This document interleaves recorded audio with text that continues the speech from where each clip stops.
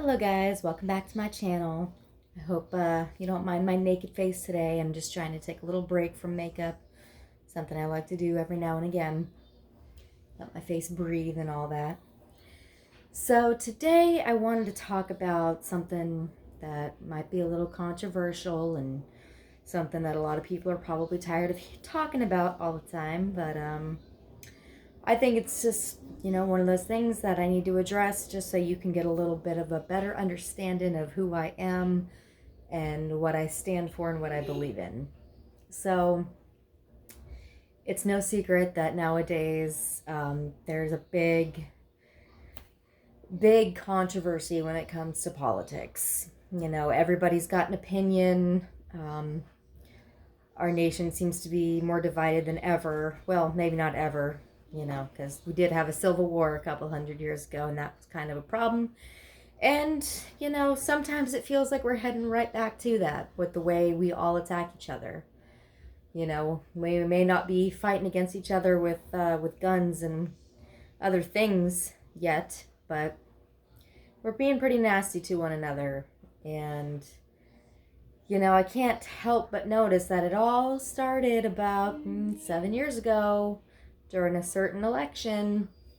All of a sudden, everyone was political and everyone just seemed to know so much about it all of a sudden. I never really got into politics until then. I remember at the time seeing people just at each other's throats constantly, and I thought it was ridiculous, honestly, because I had never seen people argue so much over politics in my entire life. Like, I knew it was something that people argued about, but the way it was then was just, I don't know. It was a whole new level. And I think that's something we can all agree on. So I'm just going to go ahead and share right up front where I stand on things so that you can decide right now if you want to stick around and listen more, or if you decide it's probably not going to be something that you want to listen to and you can just see your way out of here. So I grew up Republican just because my dad was a Republican and I grew up in the South. My dad was not a Christian Republican, though. He was a military Republican. My dad was in the Air Force, and he was a very big Bush supporter. Both of them. So, anytime somebody asks me, which political party do you side with? I'm like, well, my dad's a Republican, so I guess a Republican. Like, I didn't really understand it too much, but when you're a kid, like, you don't really, it's just something that you don't really care about because it's not your issue. But after living in Portland, Oregon for the last 12 years, after seeing the way politics have gone in the last decade, I would consider myself a liberal-leaning libertarian. And I know for a lot of people that does not make any sense at all. Because a lot of people, when they think of libertarians, they basically just think of a lighter version of Republicans. Because, once upon a time, Republicans used to stand for smaller government, less government interference in the lives of citizens. The problem is that Republicans are actually the party that are interfering the most in the personal lives of citizens. At least the citizens that don't agree with everything they believe in. So basically the way I see it is the government should have no say what we do with our personal lives as long as we're not hurting anybody. The literal motto of being a libertarian is live and let live. As long as the actions of another person is not negatively impacting your life, they're not hurting you, they are not stealing anything from you, then it's none of your business what another person does. Libertarians stand for full bodily autonomy, for men and women. So that means no restriction on abortions, something that Republicans have a huge issue with. Separation of church and state, another thing that Republicans really love to forget about when it comes to the Constitution. Open immigration, again, Republicans don't like that one. And the right to own firearms, which is the only thing that Republicans agree with. However, I personally believe that private citizens don't really have any business owning semi-automatic weapons, like military grade weapons. There's only two things that American citizens need firearms for: self-defense and hunting for food. And you can do both of those things with a pistol, a shotgun, and a rifle. A regular long-range rifle. You don't need a semi-automatic rifle to go hunting. Okay? You go and shoot a deer with a semi-automatic rifle, you're ruining your kill. You can't eat that meat. It's destroyed. It's obliterated. There's nothing left. Basically, the only reason why people want these guns is for bragging rights. Just to say, hey, look at my awesome gun. And you know what? I get it. AKs, M16s, AR-15s, they're awesome. They are awesome. But we don't need them. Unless you're in the military or you're a police officer. Even that one, though. Like, remember back in the day when it was just the SWAT team that dealt with the heavy artillery, and beat cops just had, either a rifle or a pistol? Now they're all militarized, but we'll get into that later. And then, of course, there's the argument, oh, well, what if the government tries to come and take our guns? Well, if they do, they're going to send the military to do that. The military has drones, so it doesn't matter how many semi-automatic rifles you got. They bring one drone, and shit's over in minutes. You stand no chance. Your guns stand no chance against anything the military has. So that argument no longer applies. We have moved way past the times of bayonets, okay? So that's where I stand on things. Oh, the other one, decriminalization of drugs, all drugs. Another thing, Republicans, they don't want that.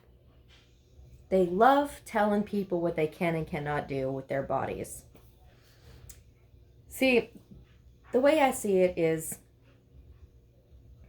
if somebody wants to get themselves some meth, they use their own money, they go to a dealer, they buy it, they go home, and they use it, and they don't bother nobody, then what do you care if they do drugs?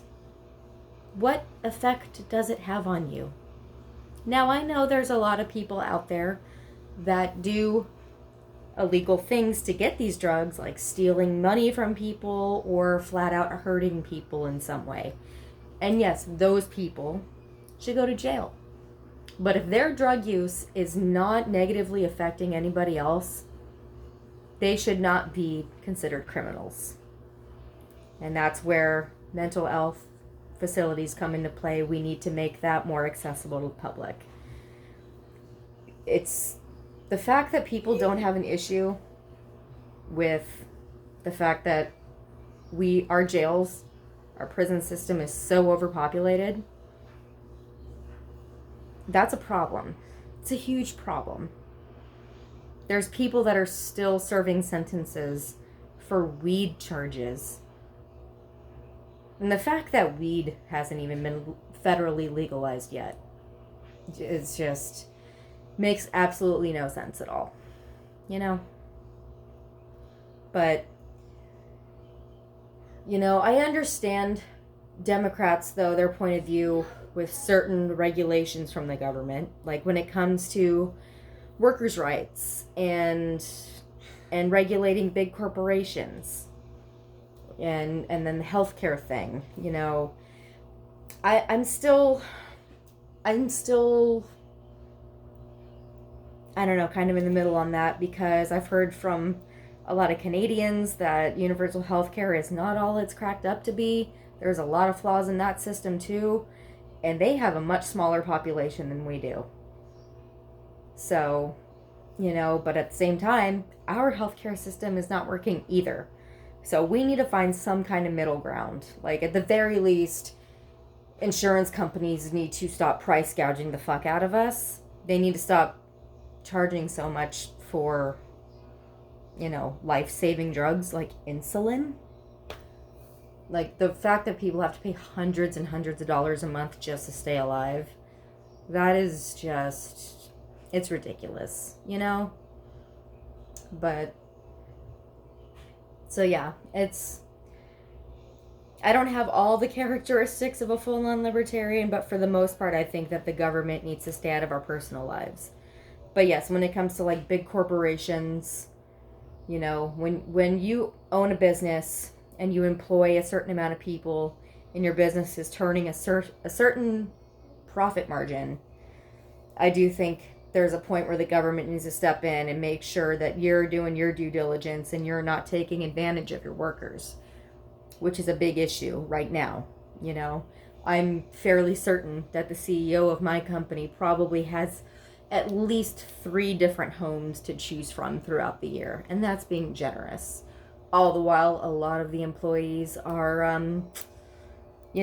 just trying to pay their bills every month, and it's a problem. I'm not saying that capitalism is totally bad. Anybody that has the drive and the motivation and the ability to build a business and turn it into something successful, I think that is something that should be celebrated. But at the same time, when you start making a certain amount of money, there are certain things that you got to do to make sure that the people that are working for you can fucking live a somewhat decent life. Of course, not everybody can be millionaires. Not everybody can have super nice, luxurious homes. But at the same time, if people are working hard, they shouldn't still be having to worry about getting evicted every month. And those are the issues that we're facing today. Corporations are just price gouging the fuck out of everything. I should probably start saying the F word on YouTube. It's okay. I'm not getting monetized yet. But it's those certain things. So, I agree with Democrats on that point. But when it comes to everything else, I do think we need smaller government and less interference, and definitely need a decrease in our taxes, because the taxes alone are killing us. Like, I do understand that taxes are supposed to go to a lot of important things. The problem is, some of them are not. And that's where I have issues. But enough about that part. The next thing is religion. And unfortunately, religion does play a big part in politics nowadays. It shouldn't, but it does. That's the thing. I've never really considered myself a Christian. Like, even as a kid, my mom taught me about, Jesus, and like, I never really read the Bible, like, cover to cover. I read certain parts of it, but like I said, I never really would have considered myself like a Christian. The only time I ever went to church was when my aunt came to visit, because her and her ex-husband were Catholic. So, I just like dressing up and stuff. But like, when we were actually in church, I zoned out. I'm like, I don't know what they're talking about, and I don't care. And the older I got, the more inconsistencies I was seeing, especially from the people that claim to be like hardcore Christians, and then I'd see the way that they treated other people. I'm like, I'm pretty sure this is the complete opposite of what you're supposed to be doing. But, you know, who am I to tell you you're wrong? I remember, you know, by the time I reached high school, I was at a point where it's like I believed in God. Maybe not the Bible version of God, but like I believed that there was something that created all of us and that connected us all together. But I never claimed any religion. And I remember when I was a freshman in high school and I was in journalism, we had to do some project where we had to ask questions to certain, you know, we would just pick random people to interview about whatever topics. And this one girl interviewed me, and I don't remember what, you know, all the questions she asked me, but I remember one, and I will never forget her response. Her question was, you know, what's your religion? I said, I don't have one. And the look on her face when I said that, I swear to God, her brain broke. I literally watched this girl's brain break right in front of me because she could not comprehend that it was possible to live without a religion. She's like, but you have to have a religion. I'm like, no, you don't. Who says who? Well, that's just what, like, she just could not compute what I just said to her.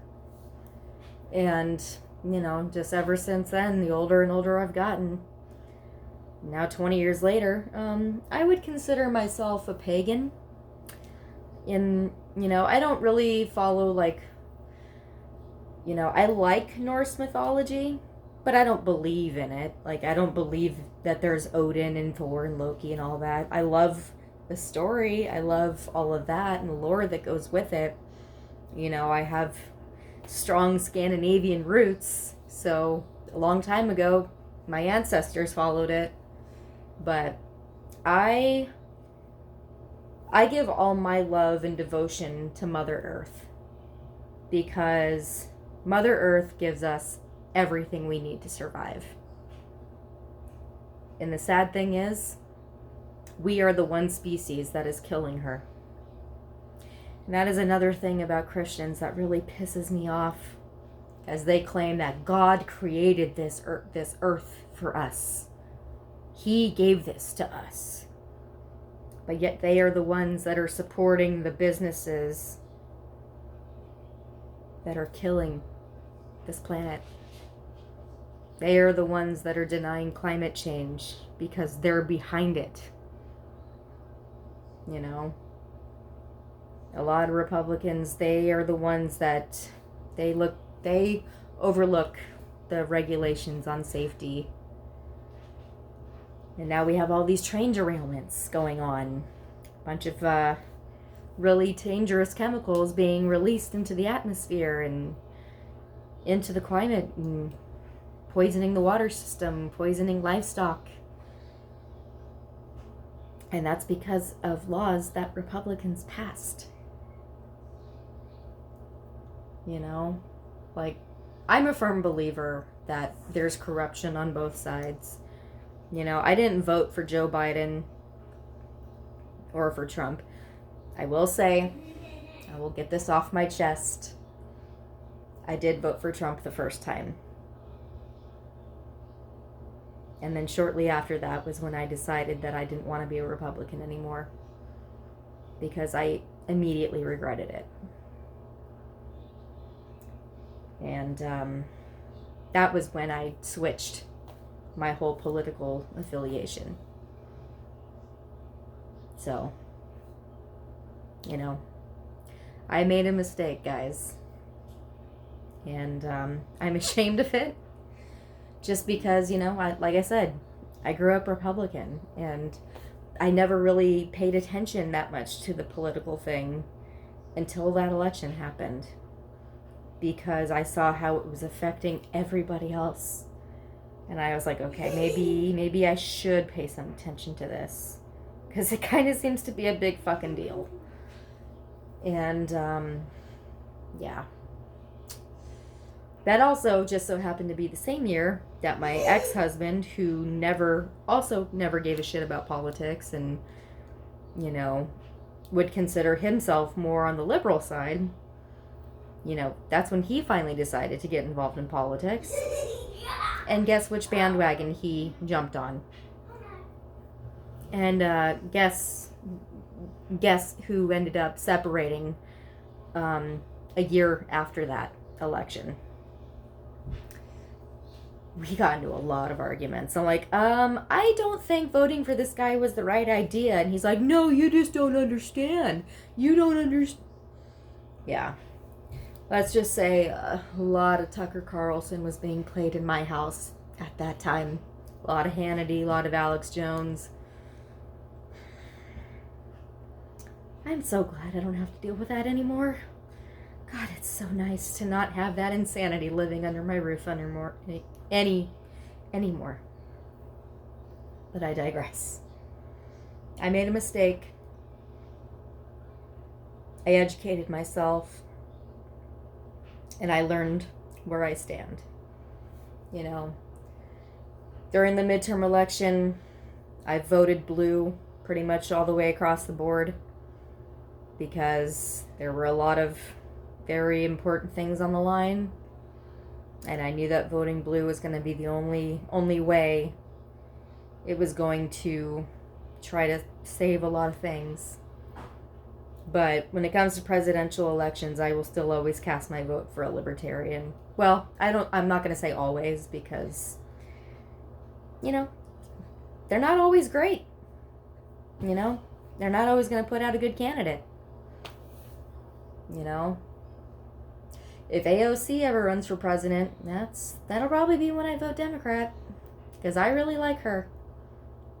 I really do, you know. She stands for the working class people. She gets it. She comes from a lower middle class family. She's gone through she's still going through the fucking struggles.